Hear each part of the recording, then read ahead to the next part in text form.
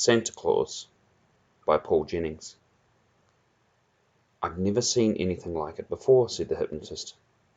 "You say he had a perfectly normal mouth yesterday?" "Yes," said Mrs. White, looking at the tiny hole in the middle of her son's face. "Perfectly ordinary mouth, just like anyone else. Now look at it, so small there's only just enough room to poke in one pea at a time. Only food he can get into his mouth is soup sucked up through a straw. He can't talk, can't stick out his tongue, and he can't eat." A squeaky, gobbling noise came out of Sean's little mouth hole. "What did he say?" asked the hypnotist. "He can't kiss either. He won't be able to kiss his girlfriend." The hypnotist bent over and had another look. "Incredible," he said. "You couldn't even push a pencil through that little opening. I'm surprised a straw fits in. You sure you don't know how it happened?" Sean nodded his head up and down vigorously. "He has no idea," said Mrs. White. "Can't remember anything about it. He just doesn't know what happened." "Don't normally work on Christmas Day," said the hypnotist, "but this is different. This is an emergency. What can I do to help?" "We must find out where Sean's lips have gone," answered Mrs. White anxiously. "The doctors won't do anything until they find out what happened. But how's he going to tell us? He can't talk." Mrs. White pulled out a sheaf of paper and a biro. "He's very good at writing. I thought he might write it down for us." The hypnotist slapped his knee enthusiastically. "It might work," he said. "It just might work. Come, sit at the desk, Sean. We'll see what you can remember." The hypnotist was very happy. He'd never heard of a case of a lost mouth before. He decided he would write this one up. Everyone would be interested in the case of the boy with the smallest mouth in the world. "Close your eyes," he said to Sean in a dreamy voice. "Take 5 deep breaths. At the end of the 5th breath, you'll open your eyes and you'll remember what happened to your mouth. You'll pick up the pen and write the whole thing down. The whole story. Right from the beginning." Sean closed his eyes, took 5 deep breaths. On the 5th breath he opened his eyes, picked up the pen, and this is what he wrote. "It all started on Christmas Eve. I had to look after my little brat of a brother. 'Take him into Myers and show him the Christmas windows,' said Mum. 'Keep him busy for about 2 hours while Helen and I wrap up his Christmas presents.' We don't want him to see us wrapping them up, do we? After all, he believes in Santa Claus." "But Mum, why can't Helen do it?" I said. "I hate taking him shopping. He's a real pain. He gets lost and he won't do what he's told. It's Christmas Eve and I want to go and see my new girlfriend." "Your own brother comes before girlfriends," she answered, "and Helen is helping me wrap the presents. Now off you go. Don't give me any more arguments." It was no use. I had to go. I took Robert's hand and dragged him out to the tram stop. We lived in Fitzroy and it was only 4 stops on the tram to Myers. Robert sat there sucking his dirty big ice-block, with loud slurping noises. Everyone in the tram was looking at us. How embarrassing. I tried to pretend I wasn't with him, but he kept asking me stupid questions like, "How come you've got pimples on your chin, Sean?" After what seemed like 10 years, we finally got to Myers. "I want to go and see Santa Claus," whined Robert. "No way," I told him. "I'm going to the record store, and that's that." I grabbed him by the scruff of the neck, pulled him up to the record shop. I wanted to buy a couple of records. My favourite singers are Madonna and Sally Fritz. I have a very sexy poster of Sally Fritz at home on my bedroom wall. Mum doesn't like it. She says it's not very nice. I didn't have time to buy a Sally Fritz record though. As soon as we got there, Robert started up again. "Santa Claus! I want to see Santa Claus!" "No," I said. "If you don't take me to see Santa, I'll pee on the floor," he yelled. "You wouldn't," I said. "Not in front of all these people." I looked around. The place was packed out with people doing their last-minute Christmas shopping. "I will too," he shouted at the top of his voice. He started to lift up the leg of one side of his trouser shorts. People were looking. I went pale. He was going to do it. He was really going to do it, with all of Melbourne watching. You win, I said weakly. I'll take you to see Santa. We walked across to the lifts and squeezed in with the rest of the crowd. The lift stopped at the 5th floor, and everyone except us got out. I think Santa's on the roof garden, I told Robert. He'd better be, was all Robert said. The doors opened. We stepped out into the black night. The whole place had changed. There was no roof garden, no Santa. There weren't even any lights. It looks like it's different this year, I told Robert. Santa must be on a different level. You tricked me, he screamed. You tricked me, and I'm telling Mum. I'm dobbing you in. You promised to take me to see Santa. He really was a brat. I was sick of the whole thing. Why did I always have to get stuck with him? There isn't any Santa, I blurted out. It's only an old man dressed up in a cotton wool beard and a pillow stuffed down his shirt. There's no such person as Santa Claus. There is, he screamed. There is, there is, there is. He started stamping his foot on the ground. Then he turned and ran back to the lift. He jumped in just as the doors were closing, and he was gone. I rushed over to the closed doors. I had to find him, and quick. If he went home alone, Mum would murder me. I pushed the button on the wall and waited. That's when I heard the voice. A high, squeaky voice. Help, it said. Help me, I can't hold on much longer. I looked around. I couldn't see anyone. Over here, squeaked the voice. Over on the ledge. I ran over to the edge of the building. Steel rail ran all the way around to stop people from falling over. I couldn't see anything. Then I noticed a hand hanging onto one of the rails. Someone was dangling over the edge of the building. We were 6 stories up. I looked again at the hand. There was something strange about it. It wasn't an ordinary hand. It was a very hairy hand with claws on the end. Long, bent claws, like those on a lion. I peered over the edge and could just make out a dark figure hanging on for grim death. Here, I said, take my hand. Another clawed hand grasped mine, and I heaved a panting figure over the edge. It fell gasping onto the floor. Thank you, it said in a squeaky voice. You've just saved the life of Santa Claus number 16543. I peered at the strange little man who stood before me. He was short with a grubby face and dirty tangled beard that might have once been white. He was wearing a faded Santa Claus outfit which had a big hole in the pants. The strangest thing about him were the claws on his hands. He held up his hands and extended the claws. They're very long and sharp. He could have ripped my ear off with them if he wanted to.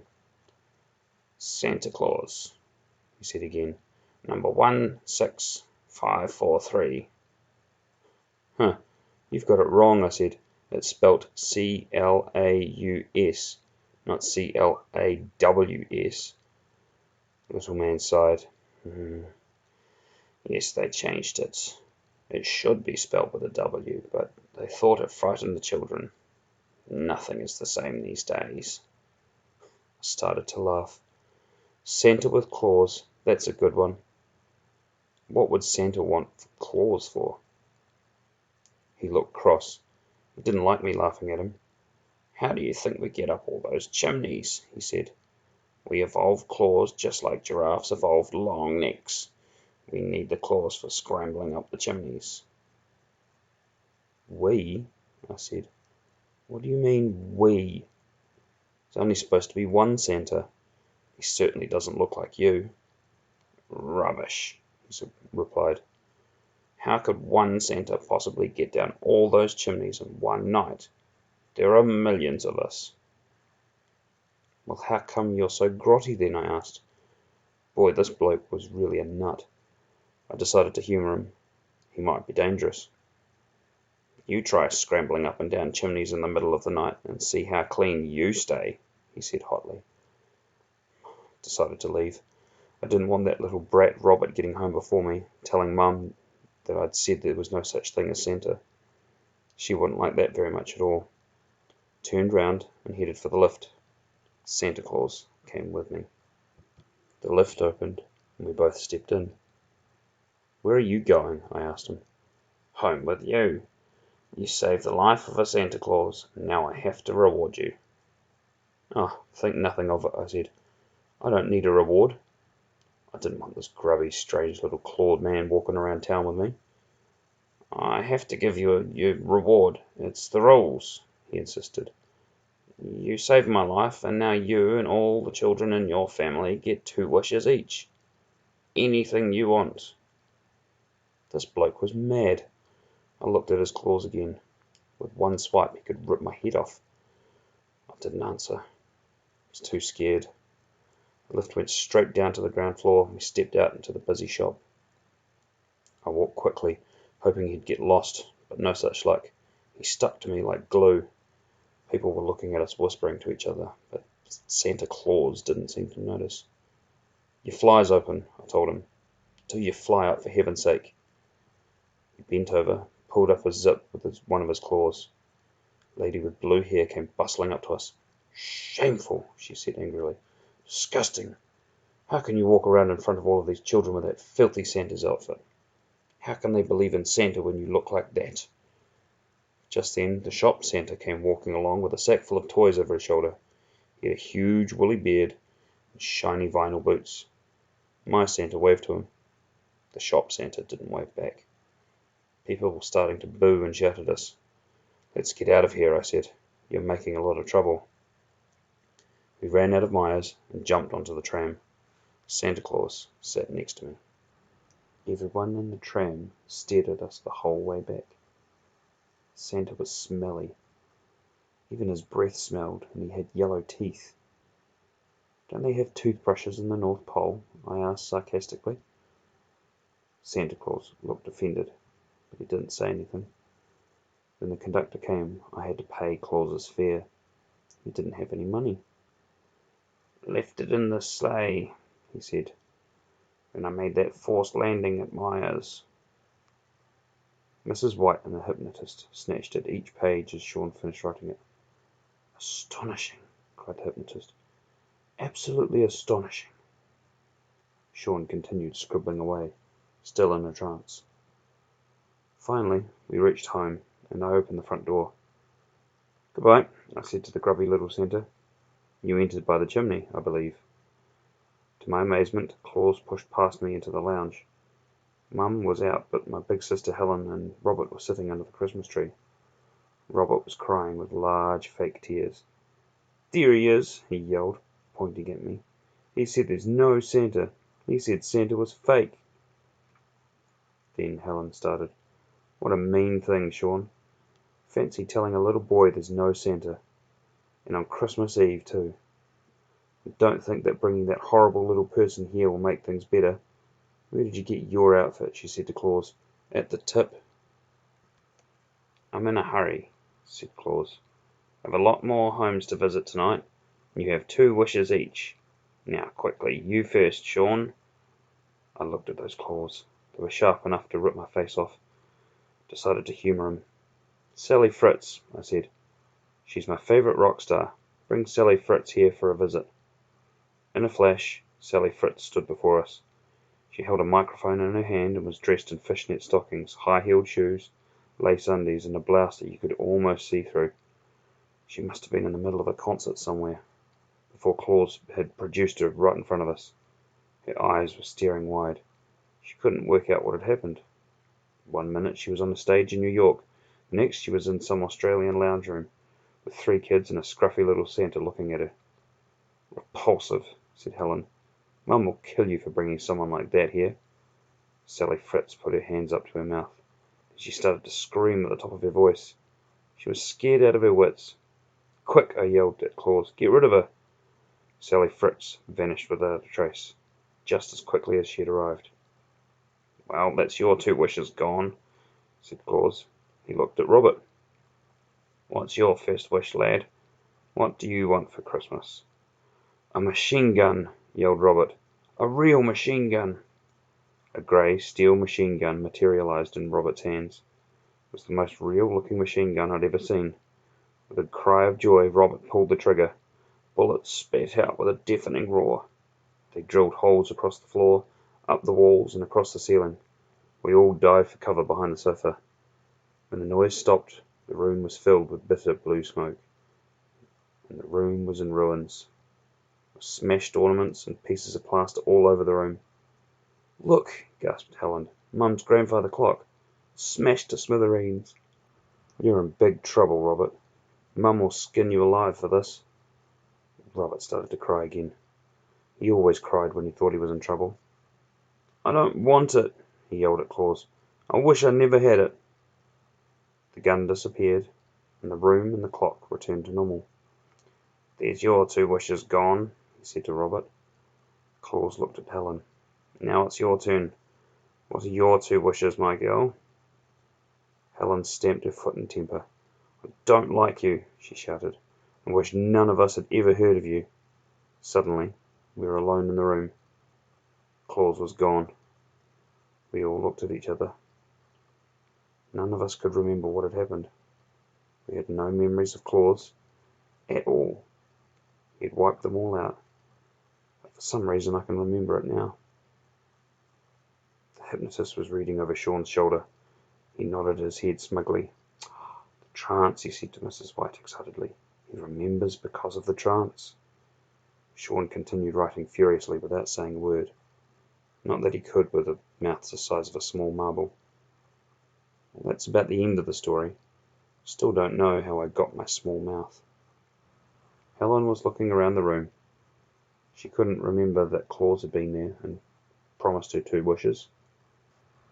"I feel as if someone was here," she said, "but I can't remember who it was or what happened." "Me too," I said. "I feel as if someone was talking to us. It's something to do with Santa Claus." I wish I hadn't said that. It reminded Robert of what had happened at Myers. He pointed a finger at me and started up again with the phony tears. "You said there was no Santa," he yelled.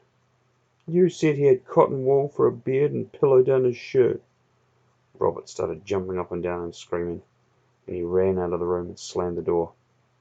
Helen was mad at me. "That was mean of you, Sean," she said. "You shouldn't have told him that. There was no Santa. I wish you didn't have such a big mouth."